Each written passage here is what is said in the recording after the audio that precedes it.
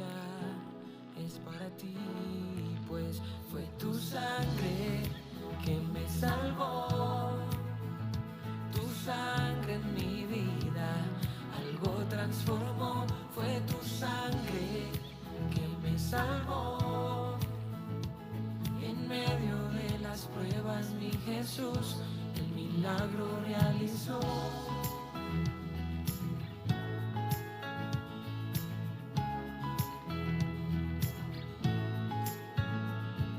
Yo estaba perdido y fuiste tú quien me amaste. Yo estaba sin vida y tú me resucitaste. Todo es gracias a ti, mi Señor. Y sin valor estaba y tú me redimiste. Para salvarme hasta la tierra viniste. Y es que cómo no amarte, mi Dios. Sí, fue tu sangre que me salvó. Tu sangre en mi vida algo transformó, fue tu sangre que me salvó. En medio de las pruebas mi Jesús el milagro realizó.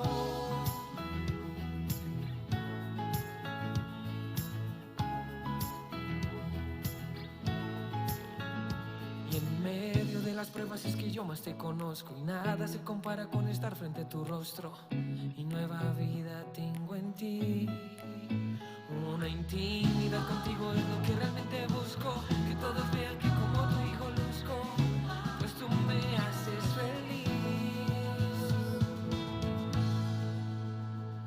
Agradecido me encuentro, Dios. Un nuevo sentido a mi vida llegó. Y es por ti que sueño hoy. Toda la gloria hoy es para ti, pues fue tu sangre que me salvó. Tu sangre en mi vida algo transformó, fue tu sangre que me salvó. Y en medio de las pruebas mi Jesús el milagro realizó.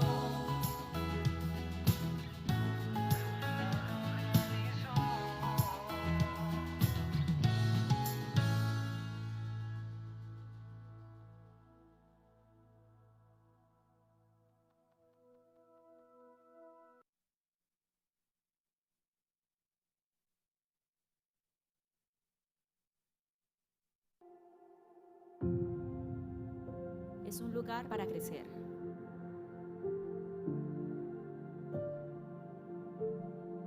Es un lugar para vivir la fe. Nos preparamos para servir con excelencia.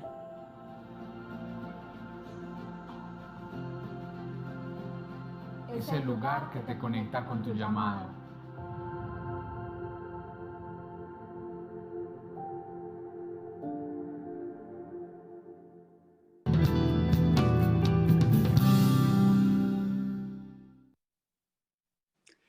Muy buenas noches, Asamblea de Dios, extendemos el reino de Dios a nuestras generaciones. Cronológicamente a las nuevas generaciones de niños, de jóvenes, pero también extendemos el reino de Dios a las nuevas generaciones de ministros. Un saludo muy especial para los directores de sede del Seminario Bíblico y a todos los maestros y estudiantes de nuestra alma mater en las Asambleas de Dios de Colombia. Es un privilegio en esta noche tener como invitado a Jean Mazurek. Es un amigo muy querido, forma parte de la Comisión Internacional de ISUM, el Instituto de Superación Ministerial. Y preámbulos, quiero darle la bienvenida a Jean Mazurek. Es un gusto tenerte el día de hoy y te damos la bienvenida a este conversatorio. Jean, Dios te bendiga. Hola, saludos a todos. Muchas gracias, hermano Alexander. Es un privilegio, es un lujo poder estar junto a ustedes hoy. Privilegio para nosotros y quiero felicitarte. Hoy estás de aniversario, 42 años de casado. Así es, estoy de aniversario de bodas y a 10.000 kilómetros de mi amada esposa, quien se encuentra en Chile. Yo estoy en Estados Unidos, nos pilló la COVID justo cuando estábamos lejos unos del otro y hasta ahora estamos tratando de encontrar la solución a eso, pero para eso Dios inventó el WhatsApp para saludarnos en este día especial. Bueno, entonces, a pesar de la distancia que hoy los separa, felicitaciones, porque estás demostrando que los matrimonios para toda la vida sí existen. Así nomás, en las buenas y en las malas, así es. Ok. Bueno, Jim, hemos trazado este tema de Apocalipsis para hoy. ¡Wow! Es una convocatoria apocalíptica la de esta noche. Y entonces existen toda suerte de publicaciones respecto a teorías de conspiración, a una escatología especulativa bastante fuerte, teorías sobre el nuevo orden mundial y todo eso. Entonces, queremos darte la palabra para que nos ilustres cómo interpretar estos tiempos a la luz de la palabra, a la luz del Apocalipsis. Ay, bueno, enorme el tema. Sí, a mí me han llegado también varias consultas de diferentes partes pidiéndome ver algún video que alguien puso en el YouTube o en el Facebook o algo así, tratando de encajar esta pandemia de COVID-19 con ciertos versículos del Apocalipsis. Y junto con eso, teorías especulativas sobre que tal persona u otra persona debe ser el anticristo, y etcétera, etcétera. Pues la verdad es que esas especulaciones han existido siempre. La historia de la iglesia está llena de tales cosas. Los hubo en el tiempo de Martín Lutero. Los hemos tenido con nosotros siempre. En mi vida hemos visto tantos villanos candidatos para anticristo. Desde el fin de la Segunda Guerra Mundial, Adolfo Hitler y en adelante, no han faltado, no han escaseado candidatos para ese cargo. El problema es un malentender básico sobre el libro del Apocalipsis.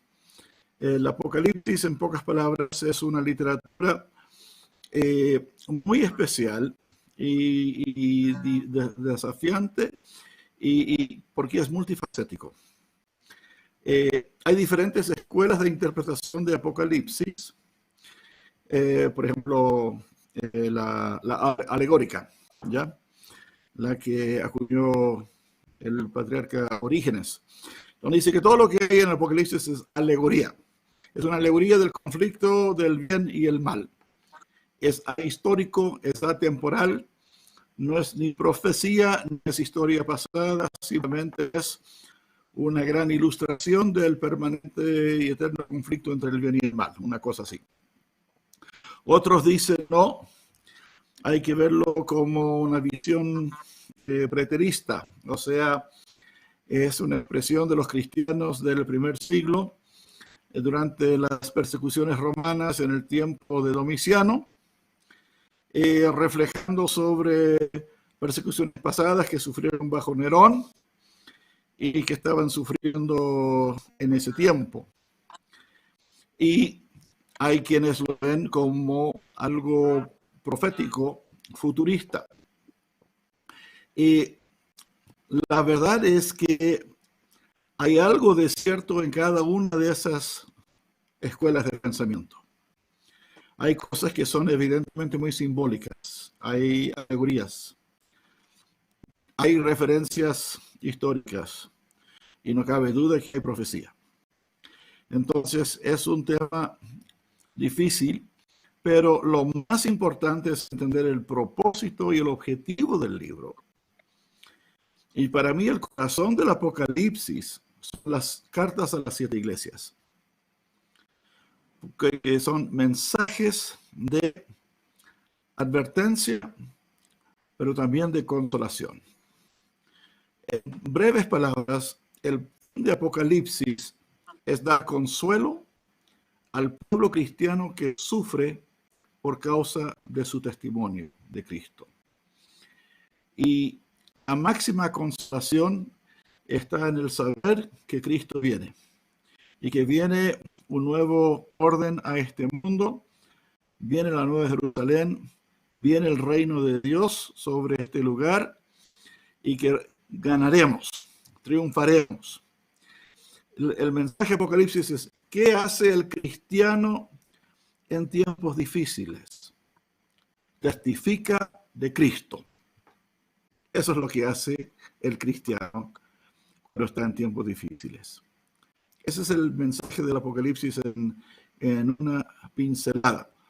Un versículo que me encanta de este libro es lo que dice el ángel ahí en el capítulo 20. El espíritu de la profecía es el testimonio de Jesús. Entonces, ¿qué hacemos nosotros ahora con el desafío que estamos enfrentando en este mundo? Apocalipsis nos dice: 1, mantener la fe. 1, mantener la fe, la esperanza, saber que Cristo reina, que Cristo viene y que en un momento difícil, ¿qué hace la iglesia? Testifica de Cristo.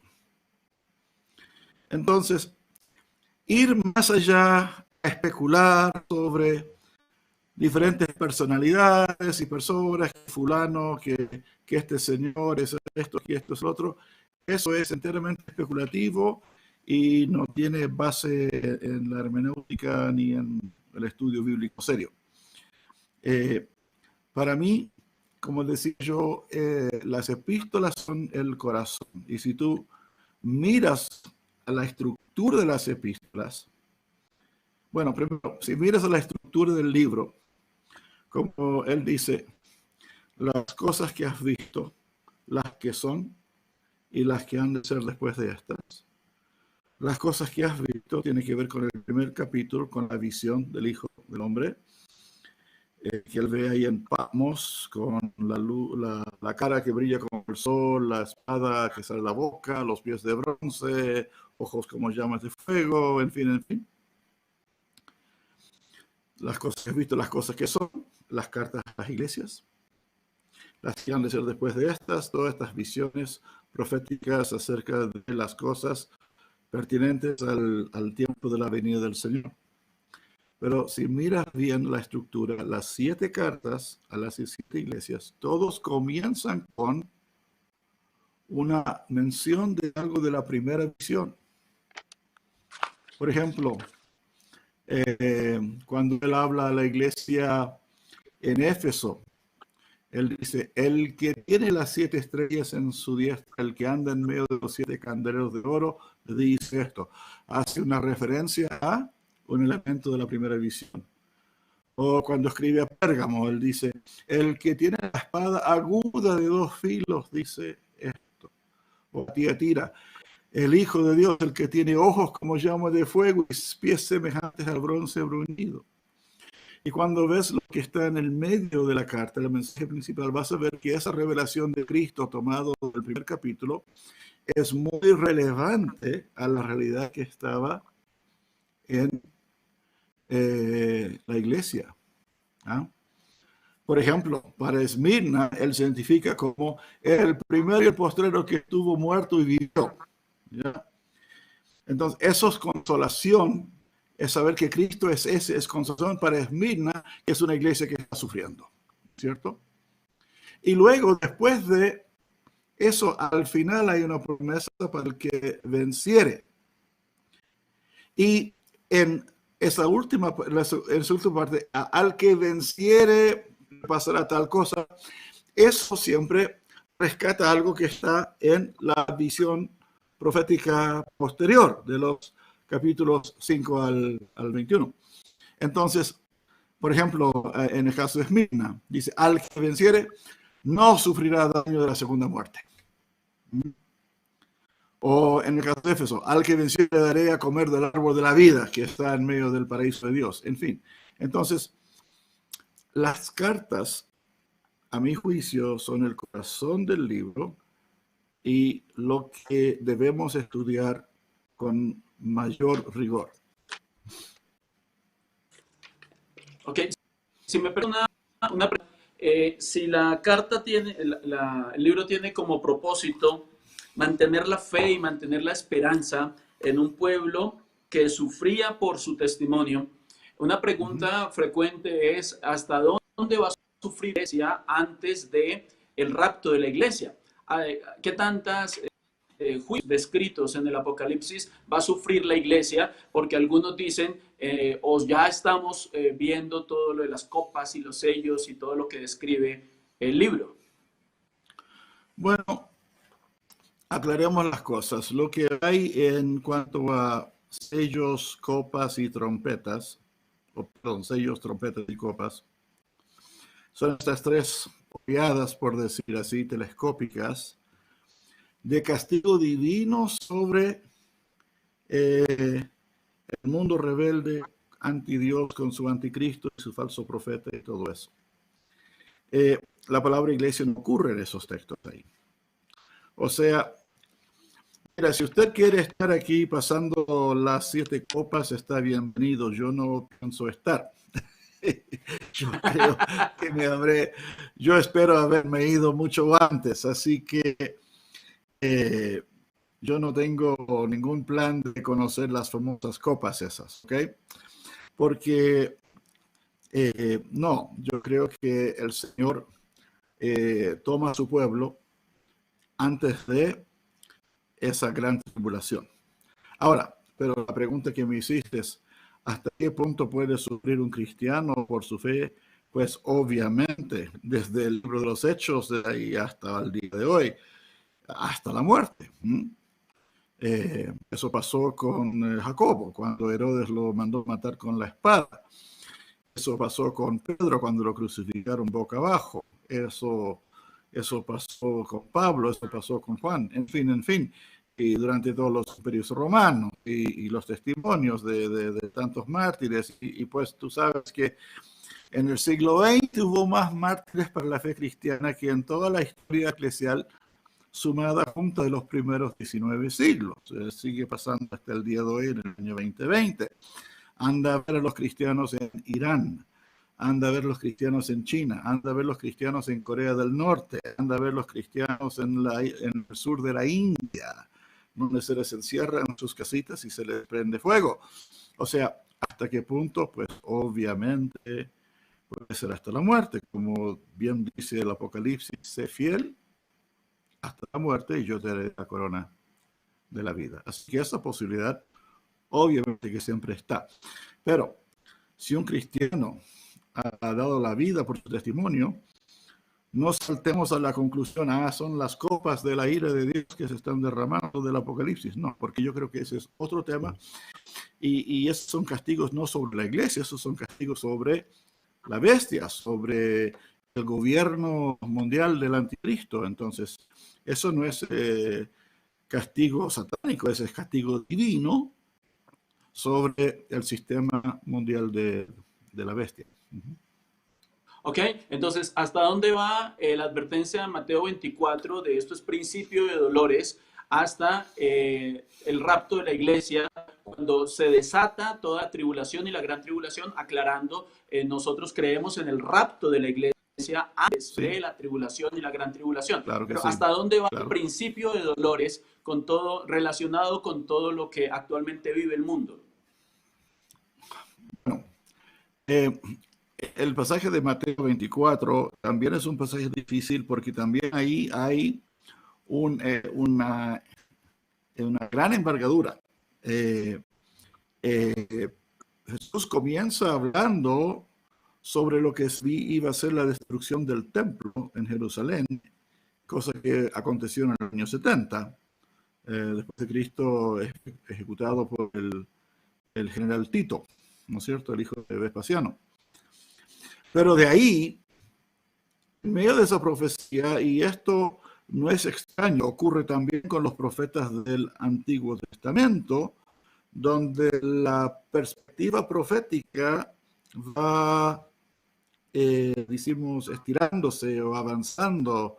Es como un telescopio de esos que uno abre, que antes se encajaba, o como un acordeón, por decir así, una cosa que se va abriendo, se va estirando, y él llega a hablar sobre cosas de los tiempos del fin y del rapto y todo eso. El precisar esos puntos de transición en Mateo 24, pues ese es un reto hermenéutico que, bueno, es tema para otro estudio, es un tema bastante contundente ese. Pero hay que entender eso, de que en la profecía bíblica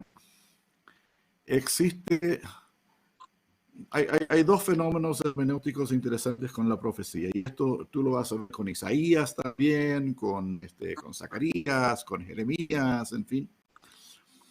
Está el desafío de la perspectiva profética, donde el profeta en un mismo párrafo está hablando de cosas diferentes con diferentes momentos de cumplimiento en la línea del tiempo. ¿Ya? Por ejemplo, Joel dice, en los últimos días derramaré mi espíritu sobre toda carne. Vuestros hijos y vuestras hijas profetizarán, vuestros ancianos verán visiones, etcétera, ¿no es cierto? En el día de Pentecostés, Pedro se puso de pie y dice, esta es la cosa de que habló el profeta Joel cuando dijo, en los últimos días derramaré mi espíritu sobre toda carne. Okay. Así que decimos, amén. Esa profecía llegó a cumplirse en el día de Pentecostés. Pero si tú vuelves al pasaje de Joel, en el mismo oráculo profético, él dice, y la luna se convertirá en sangre y el sol se oscurecerá y grande y terrible será el día de Jehová. Eso no pasó el día de Pentecostés. Eso todavía está en el tintero para el futuro. Pero el profeta lo dijo todo como un paquete en un solo párrafo. Ahora, ¿podría el profeta Joel distinguir bien las distancias de tiempo entre el cumplimiento de una fase y otra fase de eso? Yo creo que no. Ok.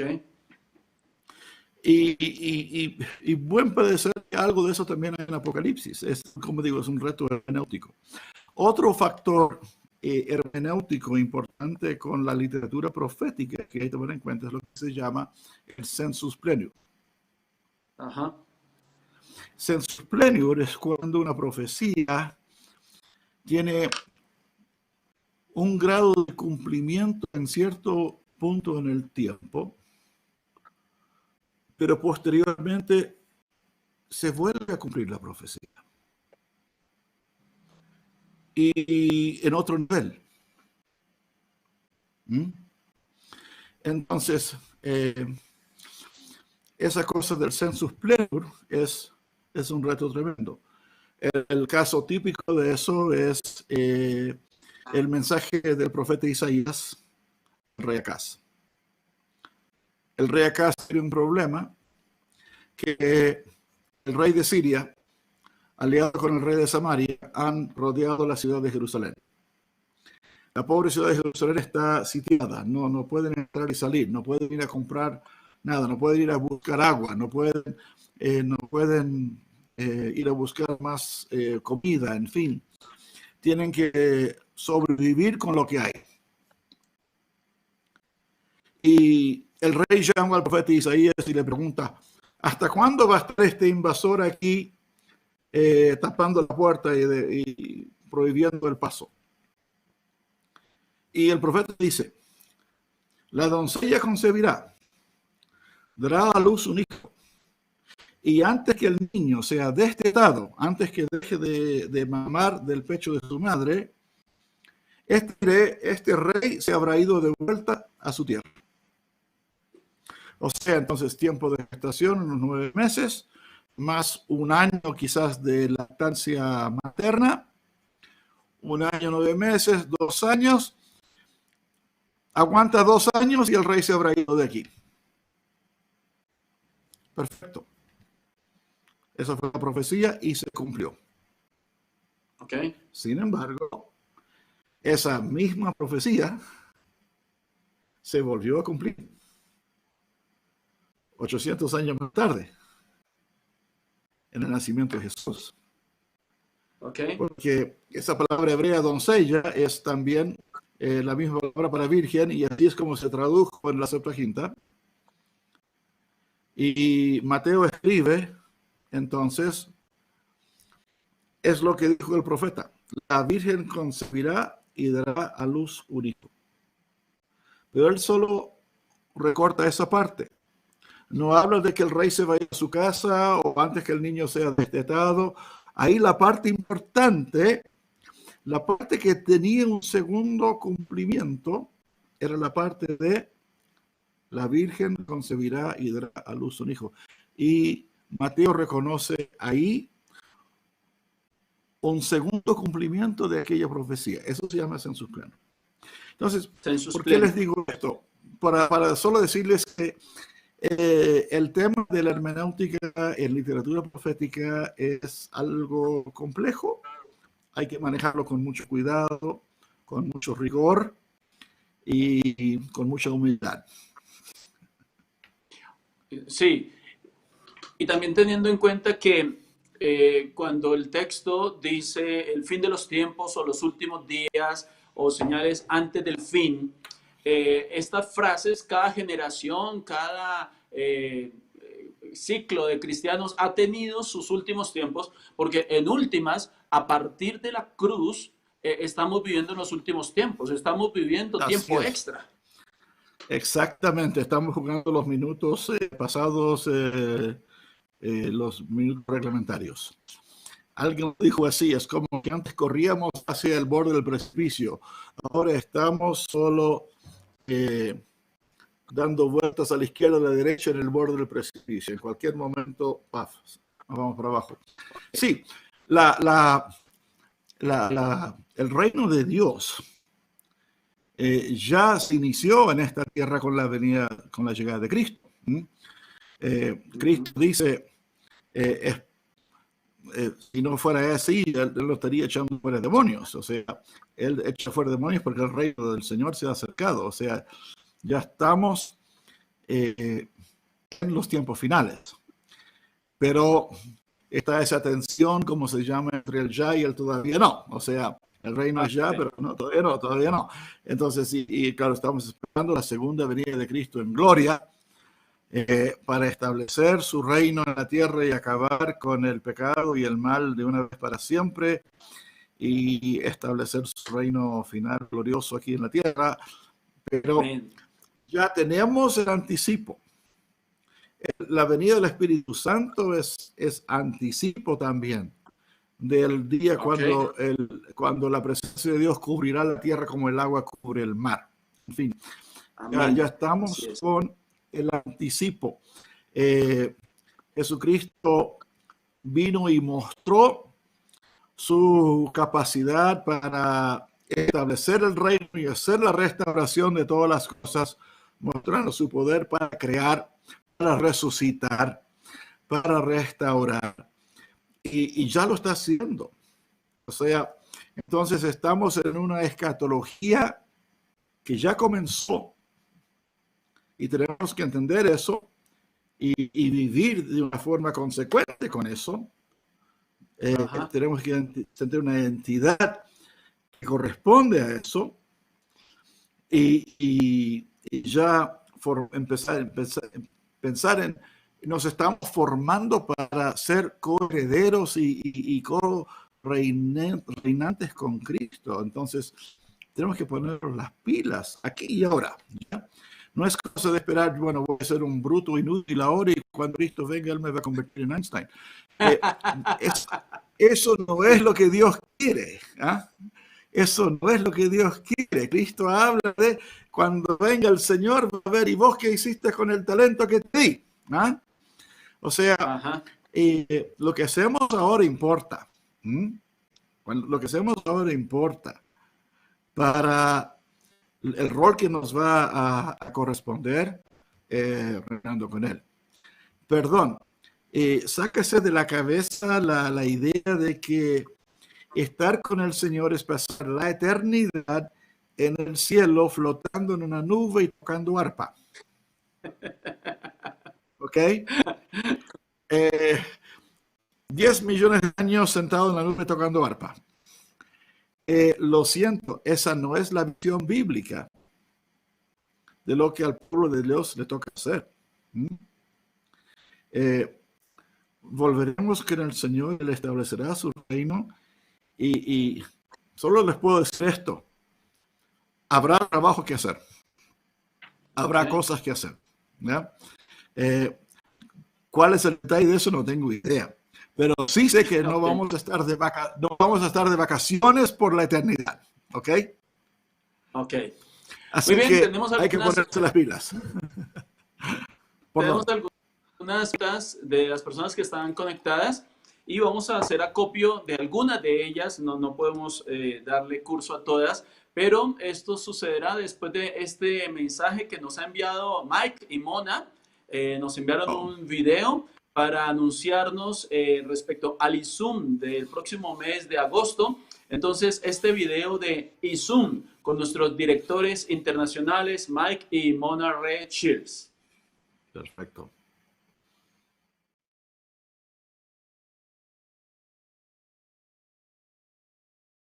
Queremos decirles que en estos días de locura, de incertidumbre, estamos haciendo algo nuevo en ISUM. Clases virtuales, primera vez en la historia de ISUM, y eso lo hará posible para muchos pastores que han querido estudiar con ISUM, pero no querían salir de sus casas, sus ministerios, a estudiar con nosotros. Si tienes una computadora, si tienes un teléfono celular, será posible. En agosto nos toca el Seminario 2 en Barranquilla y vamos a ofrecerlo en un nuevo formato para ser flexibles y sensibles a la realidad en estos días. El Seminario 2 tiene 4 materias. La primera quincena será Isaías y Ética Ministerial y la segunda quincena del 17 al 28 es Hermenéutica Avanzada y Levítico. Ahora, si deseas registrarse, es muy fácil. Puedes hacerlo en nuestra página web de isumad.org o también en el registro www.registroisum.com. Y si tienen preguntas, por favor, consulten con el pastor Alex Gómez, nuestro gran amigo. Él es miembro de nuestro comité internacional de ISUM y también nuestro representante nacional para ISUM en Colombia. Así que les esperamos, les amamos, orando por Colombia. Y estamos orando por ustedes en esos momentos de crisis porque queremos que mañana será un día mejor. Amén. Les amamos. Dios les bendiga.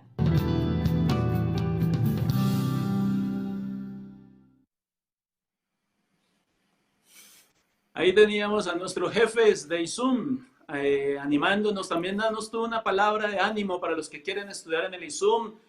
Próximo agosto, ISUM virtual.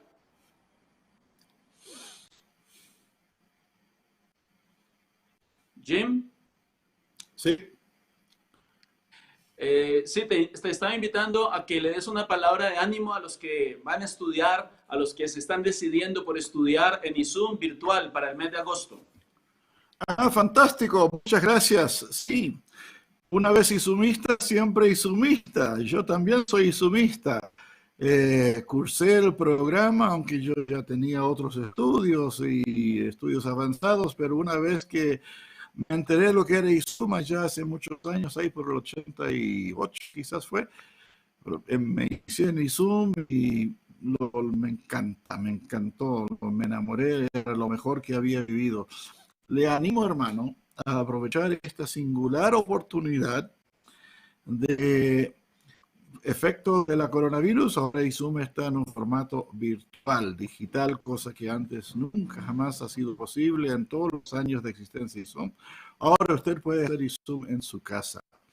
Es más barato, es más económico, es más accesible y igual va a contar con los grandes y excelentes profesores de siempre. Así que aproveche esta singular oportunidad que va a ser de bendición para su vida y ministerio. Muchas gracias, Jim.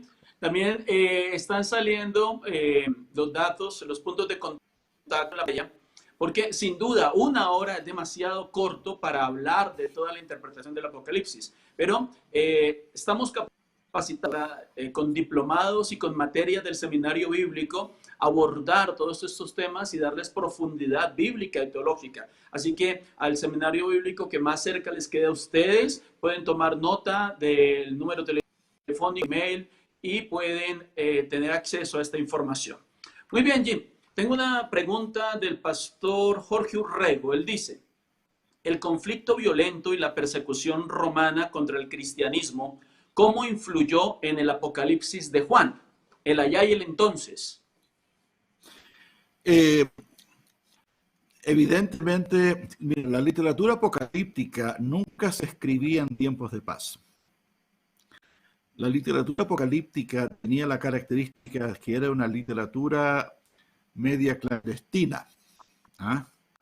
Por un pueblo bajo asedio.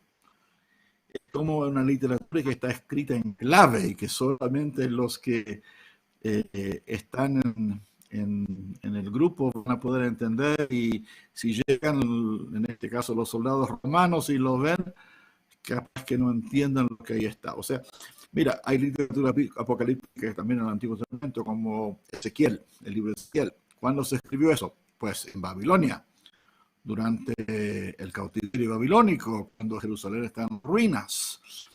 El libro de Daniel, lo mismo, ahí en Babilonia. Las visiones de Zacarías también, en un tiempo muy difícil. Siempre la literatura apocalíptica se escribe en un tiempo de gran crisis política y gran peligro para el pueblo de Dios. Eso es un elemento común. Entonces, evidentemente, para contestar la pregunta, las persecuciones romanas, sobre todo lo de Nerón y de Domiciano, fueron influyentes en la necesidad de la creación de este libro. De eso no hay ninguna duda. No sé si eso responde la pregunta o no, pero sí, la respuesta es evidentemente que sí. Ok, y en ese contexto del allá y el entonces, nos deja claro el propósito que tú ya le mencionabas: dar fe, dar esperanza a los receptores originales del libro. Ahora. Sí, y no solo a ellos, sino a todos nosotros los que leemos ese libro, sí. Exacto, hacia allá iba. ¿Cómo extendemos el hermenéutico para establecer el mensaje pertinente para los cristianos hoy día? Pues hay que estudiarlo y hay que ver cómo somos reflejados en esas circunstancias. Hay una escuela de interpretación de las 7 cartas que ha sido muy popular, pero que es muy equivocado. Esta escuela ha existido mucho tiempo, si recuerdo bien, creo que hasta hay un artículo en Conozca sobre esto, no recuerdo bien, pero la idea es esta, que las 7 iglesias simbólicamente representan a 7 divisiones de la historia de la iglesia. O sea, las 7 iglesias representan un orden histórico secuencial, o sea, etapa número 1, etapa número 2, número 3, 4, 5, etc. O sea, entonces Éfeso, el mensaje a Éfeso correspondería a la iglesia del mismo tiempo de Juan. Esmirna, que es una iglesia que sufre, entonces sería la iglesia desde el año 100 hasta el año 400, durante la gran era de las grandes 10 persecuciones romanas, en fin. Y luego la etapa imperial, medieval, etcétera, etcétera. Y han habido muchos que lo interpretan así, y todos siempre terminan diciendo: nosotros somos la iglesia de la Odisea. La última. Claro. La última, claro. Claro, porque decimos que esto viene pronto, entonces nosotros somos la iglesia de la Odisea. ¿Cuál es el problema con esa idea? El problema es que si yo soy entonces parte de la generación que es la iglesia de la Odisea, ¿para qué voy a leer el mensaje de la iglesia de Éfeso, que ya caducó hace 2000 años? ¿O para qué voy a leer el mensaje de Esmirna, que también es de hace demasiado tiempo atrás? Solo yo debiera enfocarme en la Odisea. No eres ni caliente ni frío. El problema es este. Aquí, hoy, tenemos de todas las 7 iglesias. Hay iglesias hoy que sufren y que en el mensaje a Esmirna encuentran consuelo y consolación. Hay iglesias como Pérgamo y como Tiatira. O sea, estas iglesias no son secuenciales, son universales. O sea, el número 7 significa universal. Todo lo que hay. Entonces, con 7 iglesias, Juan nos está dando a entender, aquí hay mensajes para todas las iglesias en todos los tiempos. Entonces, eso es muy importante mantenerlo en mente, que lo que hay aquí, como yo siempre insisto, las epístolas son el corazón del Apocalipsis, la parte que debemos estudiar quizás más que ninguna otra. Porque lo otro está como puntos de referencia que iluminan el mensaje de las 7 epístolas o las 7 cartas. Entonces, no, por favor, no tenga usted esa idea de un orden secuencial y que nosotros somos la iglesia de la Odisea. No. Bien puede ser que somos otra. Esa escuela de interpretación se cae de su peso por el considerar una línea de tiempo cronológica, herencia griega, ¿no? Que no corresponde al contexto bíblico como tal. Sí, una vez investigué eso y varios historiadores. La primera mención de esto que yo encontré fue de una persona, un monje, por el año 1100 después de Cristo. Él hizo una división de la historia hasta su tiempo para declarar que la iglesia de su tiempo, en el año 1100, era la iglesia de la Odisea, etc. Y luego otros han ido y siempre van moviendo el arco hacia atrás, alargando la cancha un poquito más, ¿no es cierto? Por conveniencia.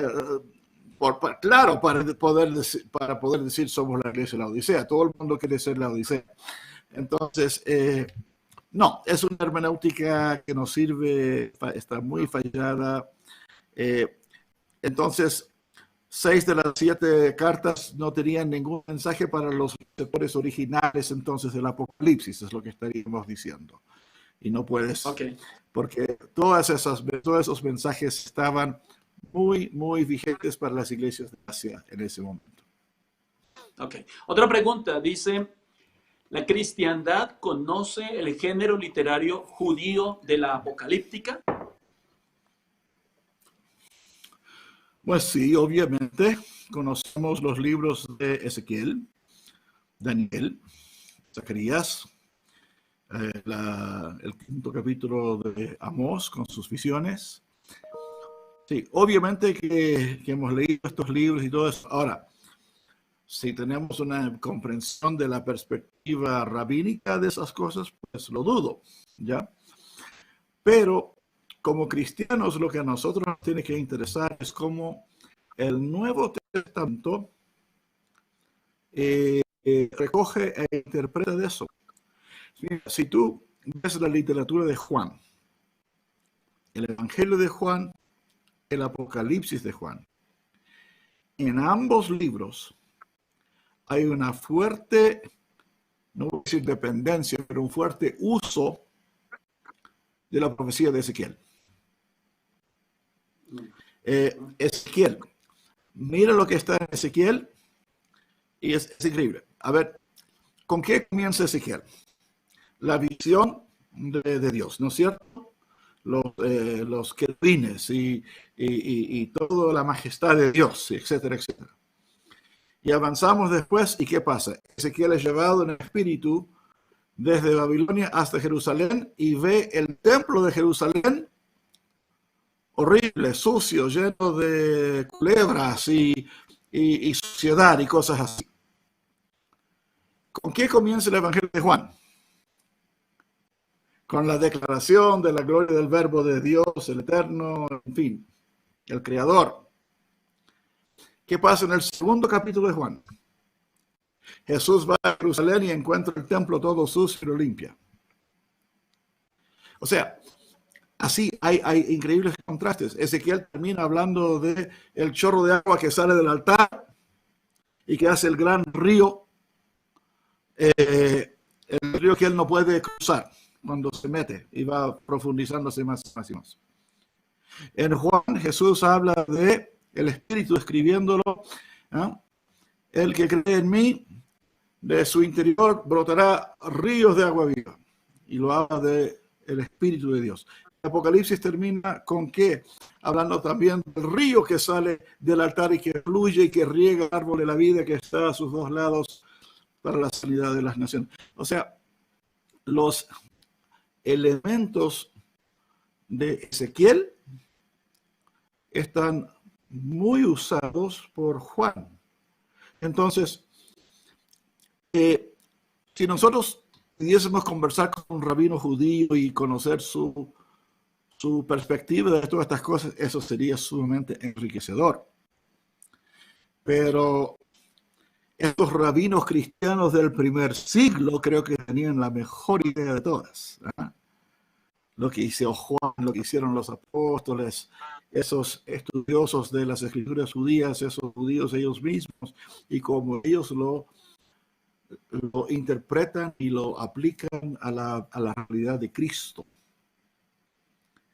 Eso es lo que a nosotros nos debe interesar.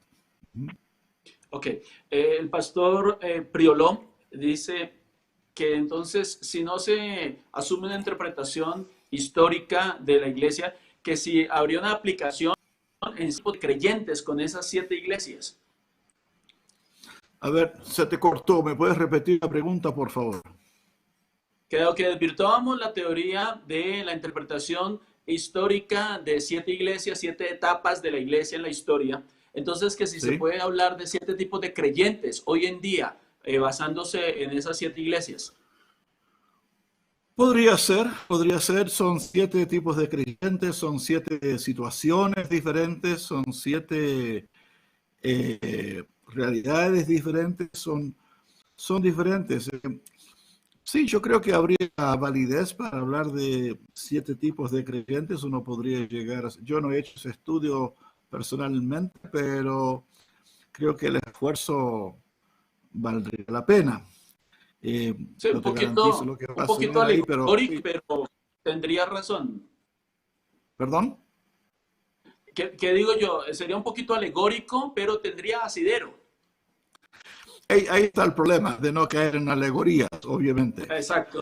Pero ver los principios que allí están. Por ejemplo, muy fácil, en Éfeso, el problema que tienes es que has dejado tu primer amor. O sea, eso está muy fácil de entender. Y evidentemente que hay creyentes que tienen ese problema de que han dejado el primer amor, ya no tienen esa pasión por Cristo que tenían al momento de su conversión, cuando Él los sacó del mundo y les dio vida nueva y todo era diferente. Y con el pasar de los años, por un u otro motivo, se han ido enfriando. Entonces, evidentemente que el mensaje a Éfeso ahí es terriblemente importante. Igual con cada una de las 7. Obviamente. Ok. Sí. Tengo otra pregunta aquí.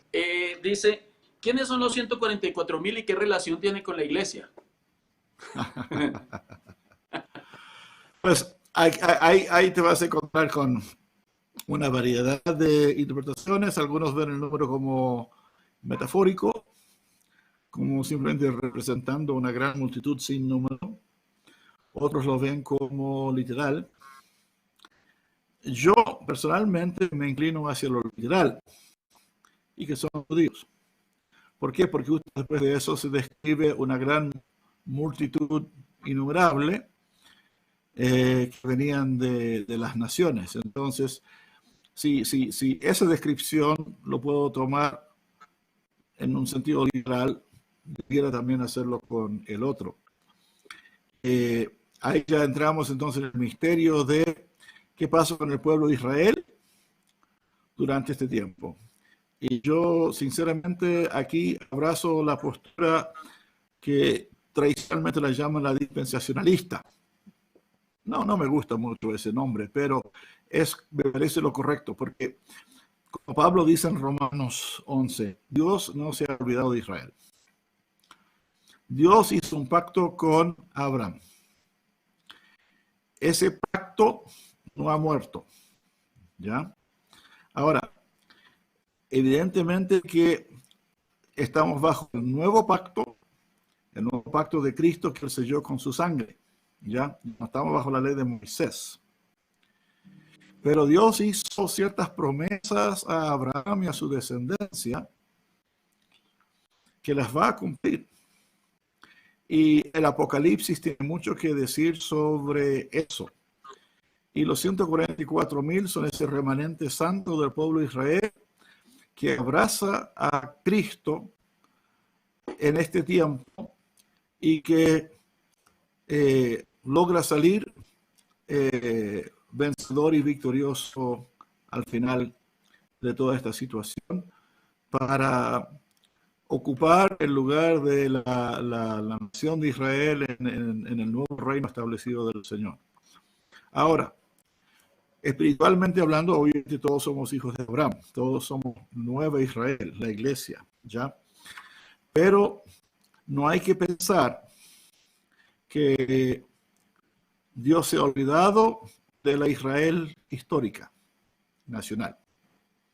Y Pablo defiende este particular en Romanos con bastante fuerza, en capítulos 9 al 11. Ok, sin duda hay muchísimos interrogantes en el chat, están lloviendo las preguntas y una buena respuesta genera más preguntas, más inquietudes, una buena investigación genera más canal de investigación. La invitación es que en los seminarios bíblicos los estamos esperando en las sedes, aquí están saliendo los números de contacto para que podamos hacer uso de los recursos, de los diplomados, de las materias que está dictando el seminario bíblico al respecto. Es increíble cómo ha corrido el tiempo, Jim. Vamos a algunas conclusiones para amarrar algunas cosas. Entonces, voy a recapitular algunas de las cosas que se han dicho y tú me vas confirmando. Entonces, el propósito del libro fue dar consuelo al creyente que sufre por su testimonio. El propósito del libro es mantener la fe y la esperanza del creyente que está bajo persecución. ¿Estamos bien? ¿Quieres añadir algo? Sí. No, exactamente ese es el corazón del asunto. No, por favor les digo, no prediques el Apocalipsis para especular. No predique el Apocalipsis para asustar a las personas, para obligar a una conversión basada en el miedo. No hagamos eso. El Apocalipsis es un mensaje de consuelo y ánimo para un pueblo que sufre. Me tomo un minuto aquí, sé que me quedan todavía un poquito, pero por ejemplo, en la visión del Cordero, en el capítulo 5 de Apocalipsis, todos tienen arpas y copas de incienso. Estaban cantando el nuevo cántico de adoración del Cordero. Tú eres digno de tomar el libro, abrir sus sellos, porque tú fuiste inmolado, has redimido para Dios de toda raza, pueblo, tribu, lengua y nación. Perfecto. Pero dice, y las copas de oro estaban cargadas de fuerte incienso. Y el incienso es las oraciones de los santos. Ahí está la imagen del trono de Dios. ¿Tú has quemado incienso alguna vez? Con un poquito se te llena la casa de olor. Imagínese usted, estas copas eran los 24 ancianos, más los seres vivientes, ya son 24 más 4, o 28. Grandes copas llenas de incienso, humeantes, que dice, el trono de Dios está fuerte e intensamente perfumado con las oraciones del pueblo de Dios. Amén, amén. Eso para mí es consolación. Amén. Saber, las oraciones no están en vano. Porque Dios ha decidido y ha preferido perfumar su ambiente fuerte e intensamente con las oraciones del pueblo de Dios que está sufriendo. Saber que la oración está llegando hacia el trono con intensidad es consuelo. Por ahí va la Apocalipsis. Así es, así es. Y no hacer del Apocalipsis y de su lenguaje figurado un terrorismo espiritual especulativo, No, por favor. feo. No es para eso, jamás. Ok. Otra conclusión. El propósito del libro es mostrar a Jesucristo soberano, sentado en el trono y su triunfo final. Sí, absolutamente. Él reina sobre la tierra. Las naciones de esta tierra y todos los reyes de esta tierra están bajo su señorío. Ok, hablábamos de la iglesia no estará en la tribulación ni en la gran tribulación, aunque la iglesia vive y siempre ha vivido principio de dolores. La iglesia en el rapto de la iglesia vamos y no atravesaremos esta etapa descrita en el libro. No, porque ese es el tiempo de juicio sobre los enemigos del Señor. No es juicio de la iglesia, es juicio sobre la bestia y sus seguidores. Amén. Y anhelamos el rapto de la iglesia. Y el Espíritu y la iglesia dicen, ven Señor Jesús. Sí, Maranatha es la bendita esperanza de la iglesia. Amén. Que las escuelas de interpretación profética son diversas y que de acuerdo a cómo se interpreten, pero que se debe tener en cuenta la perspectiva profética y también el sensus plenior para poderle dar curso a una interpretación sana de la literatura profética. Sí, hay que hacer esta exégesis con cuidado, con paciencia y con humildad, por favor, mucha humildad. Por favor, no ande por ahí creyéndose el tremendo, porque la verdad es que aquí todos estamos aún aprendiendo. Sí, señor. Y esta me gustó mucho, me llamó la atención cuando dijiste, la literatura apocalíptica nunca se escribió en paz. No, jamás, ninguna vez, nunca. Ok. Es literatura en tiempos de persecución y guerra, sí. Sí. En una exposición de motivos final, en una palabra que sea con lo que tú quieres que se queden los espectadores en esta noche, ¿qué les dirías respecto a Apocalipsis para hoy, a la interpretación del libro para nuestros días? Pues, mira, conozco a Colombia, he estado varias veces en Colombia, conozco la capital, desde la capital hasta Quibdó en el Chocó. He visto las necesidades, he visto los desafíos, conozco la historia reciente de Colombia con todo lo que este pueblo ha sufrido y lo que ustedes han vivido. Colombia es un país que necesita escuchar el mensaje consolador del Señor que está en las páginas del Apocalipsis. Les animo a estudiarlo, a prepararse, a tener una palabra segura, que Cristo es el vencedor, que el espíritu de la profecía es el testimonio de Jesús, que hace un cristiano que sufre, se esconde, no, se calla menos, se levanta y testifica, Jesucristo es el Señor. Vamos con eso, hermanos, les animo y les abrazo y les saludo, les quiero mucho, que Dios les bendiga a cada uno de ustedes en el lugar donde se encuentren.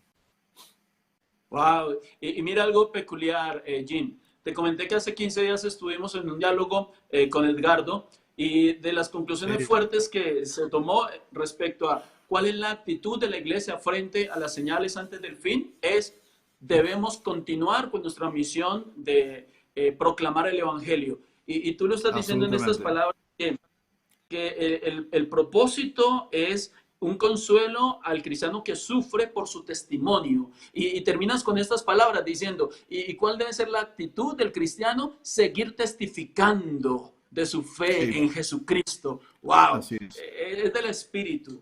El hecho de que esto no es para atemorizarnos, esto no es para especular al respecto, sino para seguir cumpliendo nuestra tarea de proclamar el Evangelio de Cristo. Y servimos a Cristo, el testigo fiel. Él es el primer testigo. El testigo fiel, total, esa es la descripción iconográfica de esta charla. Jesucristo, el testigo fiel, por el cual nosotros somos testigos. A eso nos ha llamado, a ser testigos de Él. Amén. Gracias. Wow, qué bonito esto. Yo quisiera aprovechar, me queda un minuto, y yo quisiera aprovechar. Si tú has escuchado esta charla y no conoces a Jesucristo como tu Salvador, como tu Señor, si no has abierto tu corazón para entregar tu vida a Jesucristo, yo te invito a que reflexiones en lo que hoy hemos hablado. El Apocalipsis no es para tenerle miedo. La literatura apocalíptica no es para terrorismo espiritual. Es una voz de esperanza. Y tú también tienes esperanza en Cristo Jesús, para que Él transforme tu vida, para que Él asegure tu eternidad junto con Él. Entonces, abre tu corazón a Jesucristo y Él te da la oportunidad de nacer de nuevo para que tengas una relación con Él. Jim, muchísimas gracias. No sabes el bien que nos has hecho, tu capacidad de explicar, de hacerte entender. Qué bendición que nos hayas acompañado la noche de hoy. Un privilegio. El placer es mío. Dios te bendiga, Alexander. Saludos a todos. Chao, Jim. Dios te bendiga. Bendiciones. Bendiciones. Chao, chao. Ante grandes problemas, grandes oportunidades. Es el momento justo para que desde tu casa inicies los estudios de licenciatura en Biblia y Teología con la Universidad Global. Escribe este email e inicia tus estudios ya.